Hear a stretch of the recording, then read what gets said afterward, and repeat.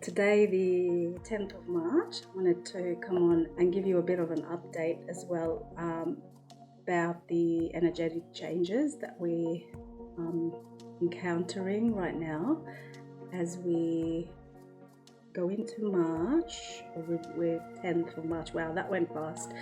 Yeah, so March is an exceptionally challenging time in 2025, and there's reasons for that.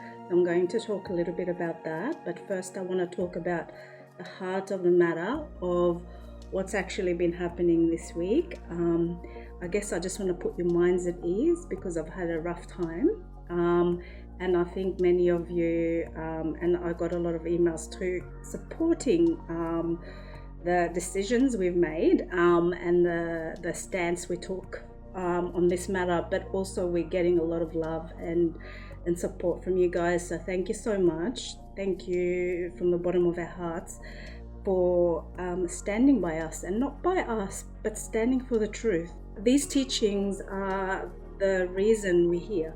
So when you support us, you're supporting the truth, you're supporting the message, not us individually. We could only do this if we're all together, if we unite together and we continue to defend the truth, no matter how profound the infiltration goes, okay? Because it can be brutal at times, it can be. And this is a case of us and you guys too, and everybody standing for the truth. It is a case of a brutal infiltration that had occurred this past week. So what I want to say is to those who challenge the teachings of freedom, and dismiss its essence, that's okay. You have every right to resonate or not resonate and choose what works for you.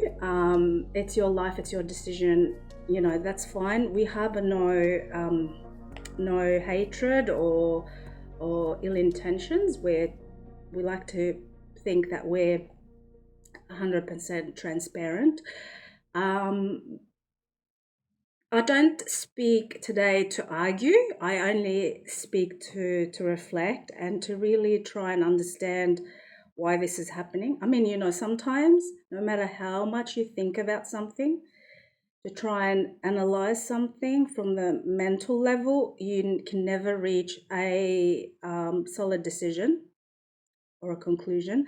And that's because things will always remain like this. Sometimes we don't know certain things, and that's okay. But I want to say that freedom, hence the freedom teachings, freedom is not just an idea. It's a longing for freedom, which we all long for as a human race, as indigos, but it's a longing embedded deep within the soul of every living being too. And we understand that sometimes we get infiltrations from people who may be disappointed that they haven't yet reached that level of freedom that they would have hoped for, or it wasn't what they expected, and or I didn't get the activation level that I'm meant to get, and things like that. And we understand that this may sometimes be the case, but there's several factors for this, which I'm not going to address in this video. Basically speaking, if you're just curious about it, sometimes there's a lot of Metatronic codes. Techniques will override them, but it will take a lot longer than someone with less Metatronic influence, if that makes sense.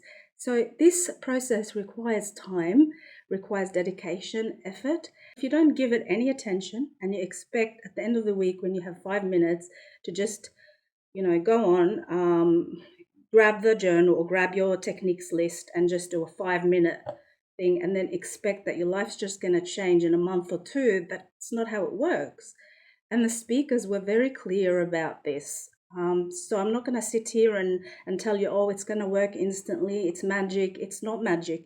It still requires work, discipline, commitment, and it requires a little bit of faith in yourself too, and faith in this sacred gift, the teachings itself. If you're going to be very skeptical about them, and at every turn take every opportunity to critique the teachings, because you everything you read on the internet, you just go with it. Okay, oh, she's been infiltrated. Oh, she did this. Oh, she said that. Yes, she's not perfect. And I explained that. She never said she's perfect. She said she's got her flaws. She was a heavy smoker, not drinker, I don't know, but like smoker. Oh yeah, she drank a lot of like Coca-Cola. You know, we all know what that does to the body. She admits all these things. She didn't treat her body with love. She had a lack of self-love, in my opinion. Okay, but it is the air that fuels the spirit, the light that guides humanity through the darkest hours. And she had the passion for the teachings. She had integrity. She had the passion for the 10 years that she served as Speaker One. She didn't deviate. She didn't make, these tragic mistakes and betray us or, betray the teachings. She didn't do that. She didn't defect like Toth did. Okay. I'm not going to debate, like I don't want to debate. I just want to make myself clear and where we stand, both of us, myself and Matt. And he encouraged me to come here and speak about this because he's not really a person who is comfortable I'm not comfortable. I was actually forced to be in this position because I'm not a person who likes attention. I don't like to be on the camera. And, that's why I've always, for the last 7-8 years, I've held private circles here and I've had my healing groups and they're all private. And I didn't want to be known, like I didn't want to be out there in the public eye. And sort of, it's not how it went because I felt like I was redirected and here I am. I'm just going with the flow. Okay. So yes, I understand that fear or misunderstanding can often clothe itself in critique. So people who don't understand the teachings very well are doing it from a place of like ignorance and misunderstanding. And it's easy to reject what we don't fully grasp. So to cast stones at what challenges the walls we've built around our own beliefs, that's the best they can do because they don't understand the whole picture. They're not seeing the whole picture. And they're not seeing it not just with the ears, but they're not seeing it with open hearts. Whereas we see it with an open heart. We see, yes, she did mention in politics she had preference for one of the politicians who now we know is turns out to be an FA. Back then they didn't know, and maybe she was speaking from her mental body. Maybe it was her own interpretation. And little did we know either. We didn't know who was a good president and who wasn't. These revelations started to come to light in the last, 4 years, 5 years, maybe 10 years max. So we need to really be logical, sensible when we judge, okay? And not judge, but discern. We need to discern and not judge and not just cast stones at what challenges the walls that we've built around our own belief system, because they're coming from a standpoint of protecting their beliefs too. FAs have beliefs too, and they're adamant to destroy anything that stands in the way of what they want to achieve. So we need to start opening our hearts and looking not just with the eyes and listening and not just with the ears. The truth will elevate everyone. That's how we know we have the truth, is that it elevates you. It makes you feel like there's something about this work. There's something. I'm not going to sit here and say, okay, 100% you need to believe it or leave it. There is a grey area and there is even dark spots. And I can see through that, and I'm still learning. But I'm very, very confident to say 90 to 95% of the work is pure. Okay, and it hasn't been tarnished, and it's not personal interpretations. It's pure work. It's sacred work, and it still holds a sacred meaning to it. So I want to remind you, as I remind myself, that every time we respond with defensiveness and anger, it does feed division. And I'm very cautious about how to respond. But some people, it's very hard to just sort of talk to them nicely, as you know. So I don't want to stand here and debate. Neither does Matt. And he made it clear. He said, I'm not going to debate with anyone. Okay. But I want to say this: freedom is not about erasing our differences. It is about honoring our differences. So whatever choice you make, we honor it. If you don't like what we do on this channel, please unsubscribe and leave. You don't need to disrespect us, and you don't need to disrespect yourself. It's not about imposing your view on us, and it's not about us imposing our view on you, because we don't do that. And please make sure you don't do that as well, that you honor our space, our opinions, and our views. And we make sure that through this channel, we can foster good communication, loving communication, and that everyone's voice has a space to sing its truth. And we all get a chance to do that. So if you're feeling that you've been let down by the teachings, then I'm sorry for your experience, and I'm really, really sorry. And I know that this can be a painful experience, and I hope one day you will find healing. But if you are answering and you are being defensive and you're throwing stones because it stems from a place of fear, I encourage that you approach this with courage and explore our viewpoint too, because you're not looking at the big picture. And if they come from a place of misunderstanding, I hope that we can clear some of those. So it's okay to write to us, but to constantly throw stones and at the speaker 1, speaker 2, and speaker 3, that's not okay. That's hostility, that's bullying, and that's complete ignorance. And I really encourage anyone who looks outside more than looking within to invest in themselves, in their own healing, in compassion, understanding, and the quiet power of example. So being an example for other people. Teachings of freedom will not falter because they're actually rooted in the intrinsic dignity of every human being. So we all long for that place of knowingness, of knowing who we are. So this is the truth that we're coming from, is that these teachings do teach us where we're from. It's enough that they teach us the multidimensional physics and science and the tangible structure of the soul and the creative steps and where we come from. How can they be infiltrated when they go beyond religion? They go beyond New Age system of beliefs. They go beyond pseudoscientific views and recent and modern science and history. This is something that's, in our opinion, is an unshakable truth, and we don't feel the need to defend it because the truth speaks for itself. You don't need to defend the truth because it becomes self-evident to all those people who see with love instead of fear. And if you're seeing from a place of fear, then we can't help you. We really can't help you because you need to address the fear before you can reason with other people who see things from a place of light and from a place of love for others and for themselves. So I don't have an answer to what has happened, but that's caused what has happened the last week. There's been brutal infiltration, and we've made a little poster just to sum up, those diagrams. And, we're not experts in geometry or physics or any of that, but we can speak from a rational point of view. And we've seen that they're very different things. The Kabbalah is not the Kafara. The Kafara is not the Daisy of Death. It's got nothing to do with it. It's not the same. It doesn't look the same. It's not. There are common points because the FAs have taken their pseudoscience out of the original and made their own system. So of course there's going to be a lot of similarities.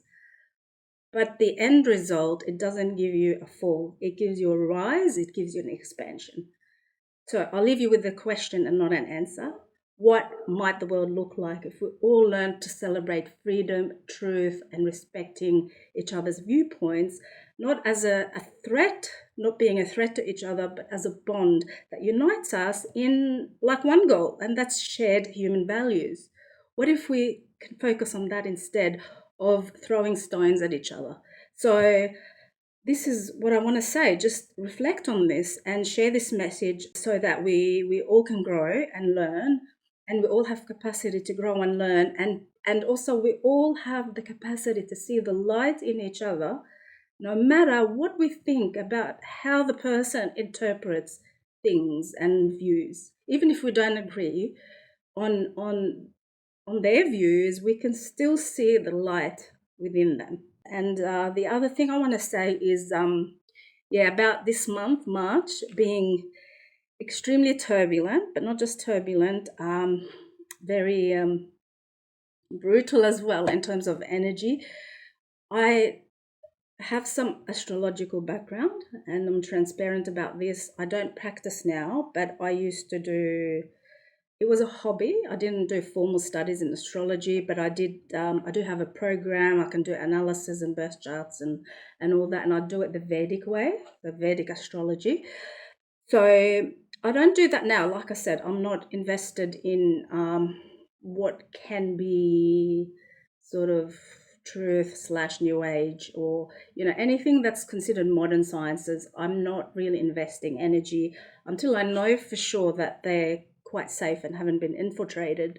But I do see some truth in them. There is some truth. That the truth is that we're affected by planets. No matter, we're still here, right? We still look up in the sky and we see planets. We see Jupiter, we see Mercury, we see the moon, the sun.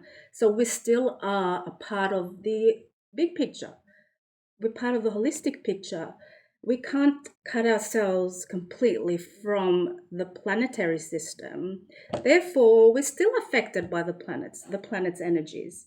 And this month, we have Mars entering 1st of March, I think it was, or the 2nd.